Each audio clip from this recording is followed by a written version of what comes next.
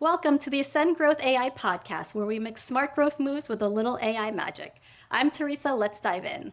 Today's guest is Kyleigh LiPira, CEO of the Melanoma Research Foundation, a powerhouse nonprofit working to eradicate melanoma through research, education, and advocacy. She's not only leading critical efforts in the fight against skin cancer, but also shaping how nonprofits innovate in today's changing world. So, Kyleigh, thank you so much for being here today. Thank you for having me, Teresa. It's a pleasure. Can you start by sharing your background and how you found your way to the Melanoma Research Foundation? I've been with the MRF for 10 years. Prior to that, I was with the Community Foundation, a nonprofit. I ended up in Baltimore, Maryland. I graduated college, and it was right after 9/11. And there weren't too many jobs to be had, but I really wanted to get into kind of the DC area. So I started temping at a foundation and fell in love with the nonprofit world. I was there for 5 years and energized by the programs we were supporting and the community we were building. And I ended up pivoting a little bit and going over to Johns Hopkins Medicine because a lot of the trustees at the foundation that I was working in were also trustees there. So I went over to Johns Hopkins and I worked there for 10 years, first in oncology, working with patients and their families to support all the work, great work that Johns Hopkins does, and working a lot in melanoma. And that really transformed into my next opportunity, which was at the Melanoma Research Foundation here in Washington, D.C. That's such a nice background. And what does MRF do day to day? What are the impacts you're most proud of? Well, we do a lot. Skin cancer is very prevalent, and melanoma is the deadliest form of skin cancer. We are based here in Washington, D.C., but we're a national foundation. So the first part of our mission is to fund research. We've funded over 26 million in research grants to date, grants all over the medical institutions working on finding a cure for melanoma. We're really proud of the investment we've made, especially given everything regarding federal funding for research right now. We educate patients and caregivers about treatment options, resources, educate the public about melanoma prevention and early detection, and provide many, many free resources to anyone who requests them, whether that be educational materials that they want to bring to their school or to their local dermatology office, to webinars, to animated melanoma patient videos. And then we also advocate. We're based in Washington, D.C., where a lot of things happen on the policy front. We're really working on issues that impact melanoma patients and their loved ones and advocating for more research funding, access to better treatment options, and certainly on the prevention side, initiatives as well. So we're very busy, busier truly by the day. And like I said, we're national, so we are meeting our amazing community all over the United States.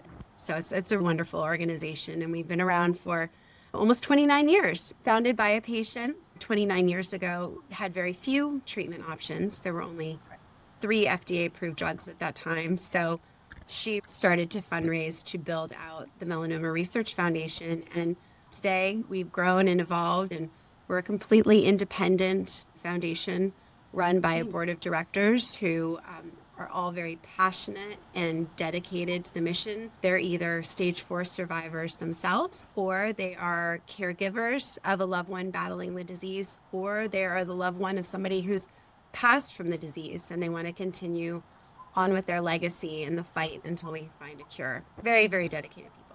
What a great cause. That really touches your heart when you hear who's been impacted. How's lobbying in DC? I've never been in that world before, so can you talk about that? Yeah, it's fascinating. 10 years ago, this was my first entree into meeting with lawmakers, and it is very intimidating and nerve-wracking when you go to speak to a lawmaker, and then you realize you are the subject matter expert when you're talking to them.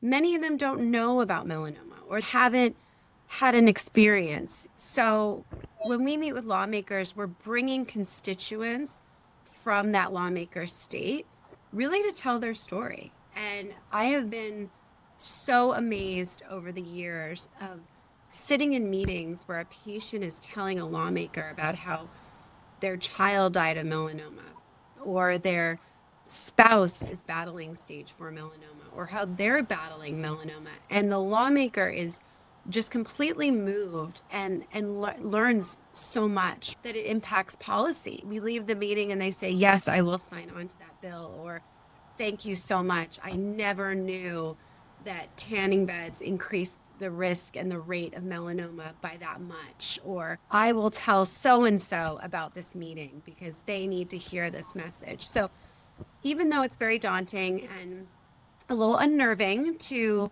be in DC and to go in and meet with a lawmaker, it is probably the most important thing that you can do, truly, and make such a difference. And we've seen it over the years make a Right. difference in terms of policy. So it's a long game, but you have to do it. That's what advocating really is. And you mentioned tanning beds. Like, what are causes melanoma? First, there's two parts to that question. So I'll start with what is melanoma. So melanoma is the deadliest form of skin cancer. You might hear about someone saying, "Oh, I had a squamous cell," which is the lesser forms of skin cancer, which a lot of times can just be removed. And melanoma, again, if you catch it early, it is very treatable and highly curable. The problem with melanoma is the deeper or thicker the melanoma gets, the more aggressive it becomes. And again, it's a type of skin cancer that many people don't catch early. So you have to be vigilant about checking your own skin, seeing a dermatologist every year. If you see a spot change, they often will call it the ugly duckling. So if you have a spot and all your moles look the same and all your spots look the same, but you have one spot stands out a bit, those are the kind of spots that you need to get checked. The way I will describe tanning beds is cigarettes for your skin. You are taking very concentrated UV light and you are basically baking your skin and damaging your cells. So there's a direct correlation between using tanning beds and your risk of developing melanoma later in life. Unfortunately, when I was in high school, everybody used tanning beds. I grew up in Canada. It was cold. It's like, "Oh, go to the tanning bed. It's nice and warm." We had no clue about how carcinogenic these Wow. tanning beds were and are. I think that we've come a long way in advocating on a state level for banning tanning beds for minors because we also know that the more sun damage you do in your younger years, the higher your risk of melanoma is later in life. I have become very vigilant personally with my own children about wearing UPF clothing, staying in the shade, wearing hats, avoiding the peak hours of the sun between 10 and 4. We're the people on the beach at 5 o'clock because there just wasn't that knowledge back then, right? Educating people. Unfortunately, if you did a lot of damage earlier in your life, if you used tanning beds, if you had blistering sunburns as a child, those are all indications that you are at a higher risk for developing melanoma. For those people out there that get those blistering sunburns at camp or at the beach, you should be getting a skin check every single year. You should be checking your own skin because the person who's most likely to identify a melanoma is actually you because you know your skin the best. Wow. And I guess, is it just UV light? Because now they have those masks that go in your face with the red light. Is that dangerous or what kind of Yeah, light? I don't know too much about the red light. I think that's a very beauty industry thing, but it's the UVA damages your skin. So when you get a sunscreen, for example, you want a broad spectrum sunscreen. So you want one that says broad spectrum because that'll cover the UVA and the UVB Okay. light. And you want something that's 30 SPF or greater. So whenever I see anybody picking up, a 15 or an 8, I'm like, that's going to tide you over for about 10 minutes in direct sunlight. It's not really going to do much.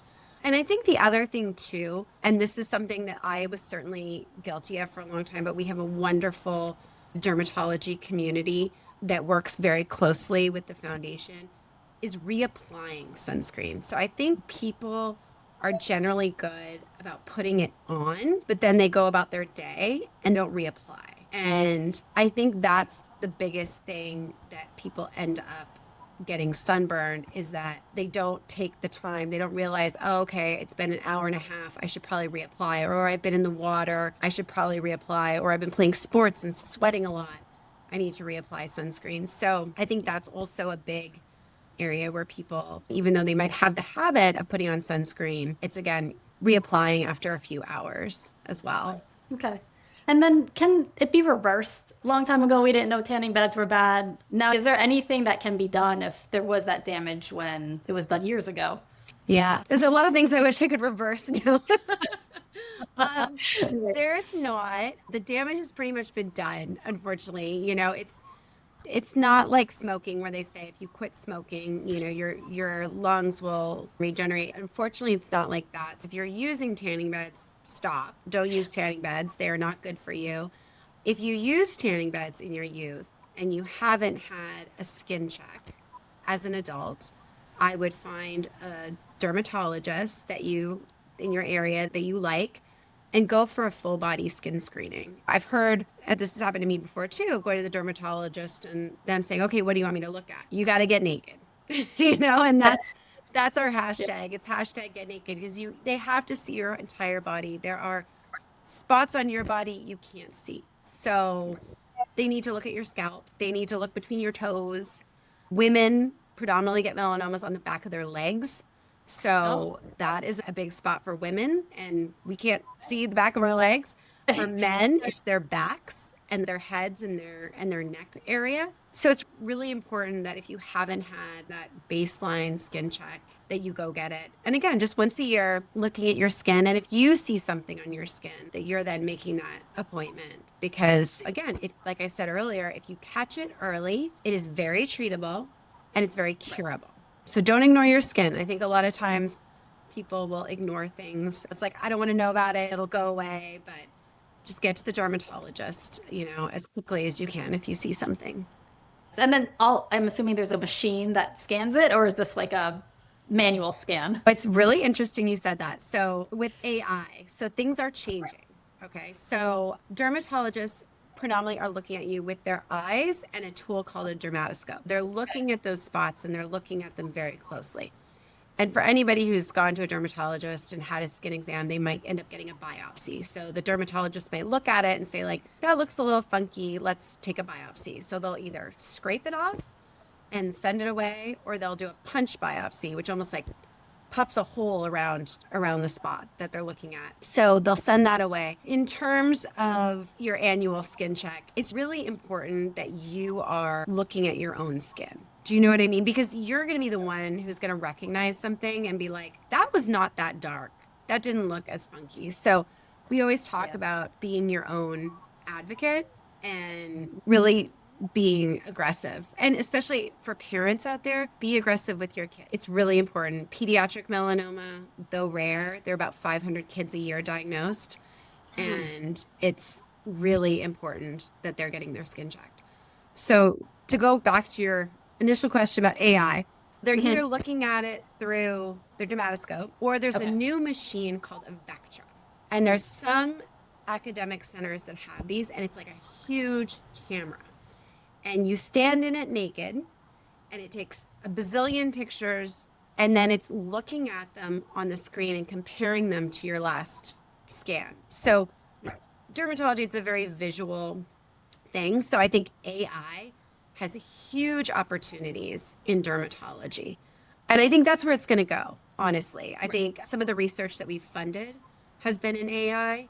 And I think there's been a lot of studies about how AI is very complementary to traditional screenings. So I wouldn't say it's going to replace a traditional screening. I still think you need the dermatologist, you need that interaction, but it's certainly complementary as it has been with mammograms. I don't know if you know about the digital mammogram and AI reading the mammogram before the radiologist, but it's really a great complement. So I think that's where it's going. Yeah, that makes sense. So now MRF is a nonprofit, right? Who are your different groups of stakeholders? I'm assuming like patients, researchers, donors. Can you talk a little bit through that? Yeah, absolutely. So we are a nonprofit and we're completely funded by the community we serve. So we don't receive any federal grants, any sort of government funding. We're not funded by a benefactor. So we do not have a founder or a family supporting us. We're completely independent.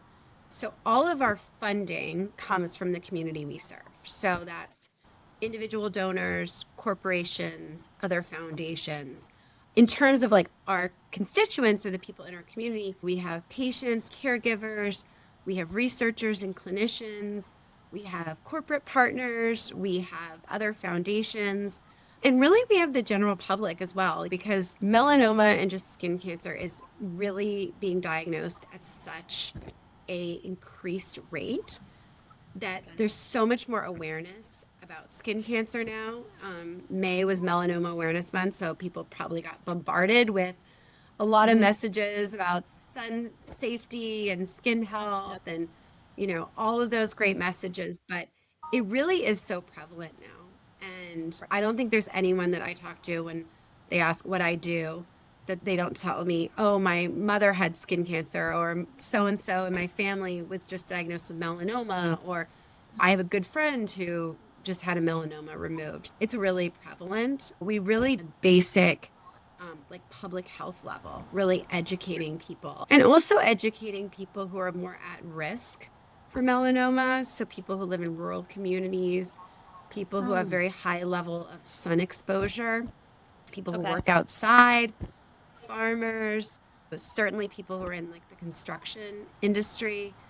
Melanoma is rising in the Hispanic community. Those rates are rising. So, doing a lot of education in the Hispanic community and translating a lot of our educational materials into Spanish, really trying to make sure that people understand their risk, but also understand how to protect themselves and lower their risk as well. Right. And with the prevalence, do you think people are getting checked more, or do you like, how is the education and awareness right now? Yeah, no, that's a great question. No, I think people are definitely more aware. I think you can just see that by sun safety habits, right? So you look around, like if you go to the beach, for example, you do see people under umbrellas, you do see people wearing rash guards. It's not what it was 20 years ago with people laying out with baby oil and tinfoil and trying to burn themselves into oblivion. I do think there's been a lot of awareness in that regard. And I think we are starting to see behavior change, certainly in the younger generations where they're more acutely aware.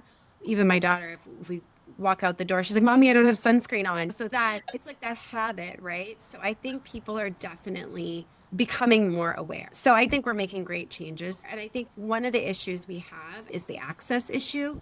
If you live in a rural community, they might be 50 miles away. So we really do have to deal with that piece. And I think to your point earlier, AI will come to help in that regard. People can do telehealth visits and take photos. It's definitely hard to get in to see a dermatologist. Even in some of the urban areas, it might take 3 months.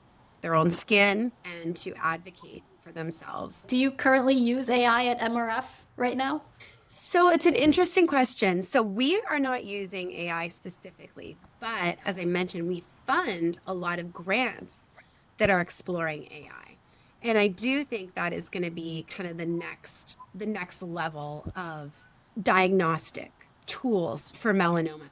The other thing that I think is really interesting, and I would love to explore this a little more, is I was recently at ASCO, which is the American Society of Clinical Oncology. It's a really big meeting, and it's 60,000 people. It's all cancers. It's huge. Huge. And I went to a session on AI and patient education and patient advocacy, if you will. And it was fascinating because they were talking about putting your medical records into AI to code them for you. And I think that is such an interesting tool and something that is so valuable to patient, even a pathology report. You could be the most educated person and you get a pathology report back and you're like, what does this actually mean? Exactly. Unfortunately, in the era we're living, patients will get their medical results and information before the doctor even meets with them. So you could find out, you could get something on your digital record that says stage 2 melanoma. And you're like, oh my God, I haven't even spoken to my doctor yet. I don't know what this means. So I think there's going to be a lot of really great progress in terms of patient education and really empowering patients with great information so they can understand their medical information. I think that is just a huge opportunity and one that will hopefully be readily available so that people have access to it. The technology is moving so fast, so I'm sure it Yeah, will happen very soon. absolutely. So what's going really well at MRF right now? Like, what are you personally proud of as a CEO? Oh my goodness, there's so many things. I think there's two main things that I'm really proud of. The first thing is that we started a research endowment a few years ago, and the endowment will really enable us to invest more in research. Prior to that, we've always been a very grassroots organization, and I came from a big academic center built on endowments and having that, that perpetuity of funding. We've established a research endowment. It's called the Legacy of Progress Endowment, and we've already raised over $5 million towards that end in just a couple of years. And our goal is 10 million, but obviously it's going to keep growing and growing. And it really comes at a pivotal time. I'm sure you're probably aware of all the recent cuts to federal funding, but how that's impacted melanoma, which kind of keeps me up at night, is that there's been certain programs and certain funding streams that have been cut completely. 7 million. Again, this is a cancer you can prevent, right? And we were just talking about it. You can prevent it and you can detect it early. That 7 million is gone. There's been major cuts to the Department of Defense congressionally directed melanoma research program. So there was 40 million in that line item that went to the best and brightest researchers in melanoma. That line item has been cut for FY26. So that's $40 million that used to be in the melanoma research community that's gone as of right now.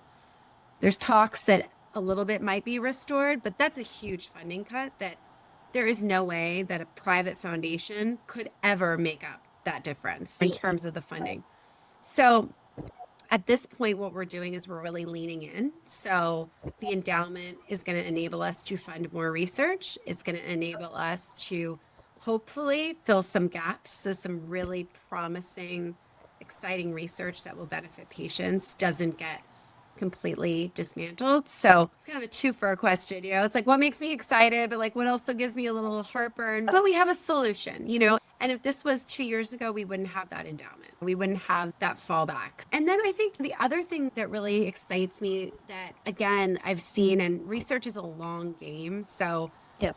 you do have to wait years to see where this research goes. But I am seeing more and more that research that we funded 5 or 6 years ago is leading to FDA approved treatments, is leading to really exciting science and treatment options for patients that they didn't have 5 years ago. So I think that's what really energizes me, because at the end of the day, we work so closely with patients and their families. And sadly, I've seen so many people pass from this disease over the years who are young, who had very lethal forms of melanoma.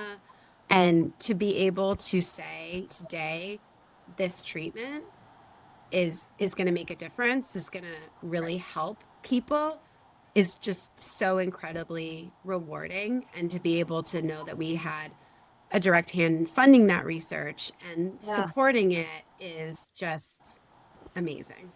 It's like leaving your legacy, right? Can you talk a little bit more about the endowment? How does that work? Is it a matter of getting multiple donors to contribute to it? Can you explain that a little bit more? Yeah, sure. So, like I said, we're completely funded by the community we serve. So these are all individual donors who are truly passionate about research, and that's really what they want to support, but also understand the long game, right? That we need this funding long into the future, which again, I think looking at what's happening today with federal funding, this is exactly why you have an endowment. It's if things in your external environment crumble, you have that corpus of funds that you're able to continue your mission. So that truly is what the endowment is meant to do.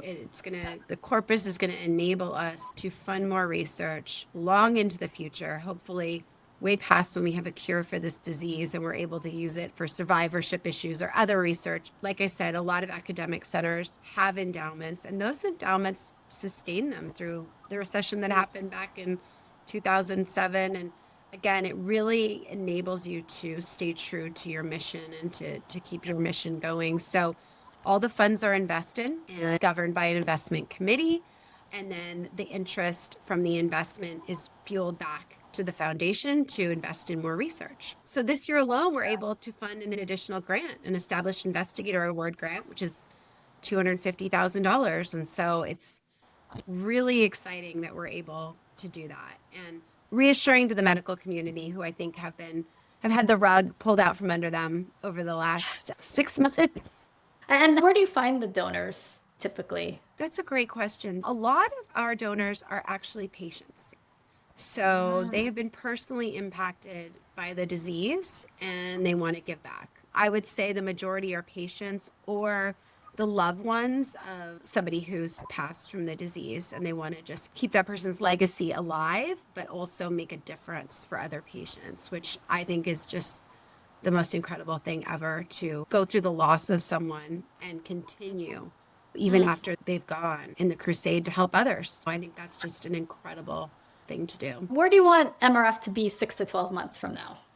What I would really love to see is in the next 6 to 12 months is probably almost like a groundswell of support around research. I think there's so many things going on in the world, and I think things get buried with the news cycle changes. What do they say?